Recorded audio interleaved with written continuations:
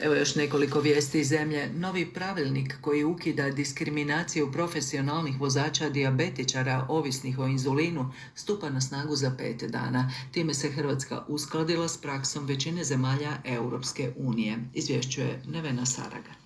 Profesionalni vozači dijabetičari po starom pravilniku gubili su pravo na rad u struci, a oduzimanje vozačke dozvole događalo se neovisno o kvaliteti i regulacije dijabetesa i mišljenju dijabetologa. Prema novom pravilniku, ako je profesionalni vozač na 4 i više injekcija inzulina, morat će koristiti moderne uređaje za mjerenje glukoze s alarmima, objašnjava Davor Skeleđija iz Zagrebačkog dijabetičkog društva. Cijela dijabetička zajednica se angažirala zajedno sa stručnim društvima dijabetološkim da se stvari poprave, da se isprave. Ako osoba je na 4 i više doze inzulina, ona među ostalim mora imati senzore za kontinuirano mjerenje glukoze.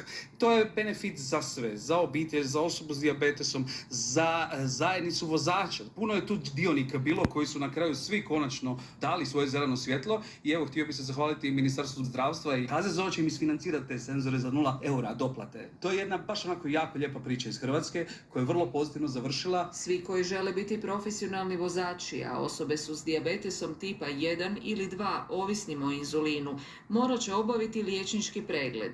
Treba će potvrdu od dijabetologa. Dakle, dijabetolog je stručnjak koji poznaje dobro te ljude, one se dosta redovno kontroliraju, za razliku od nekih drugih dijabetičara.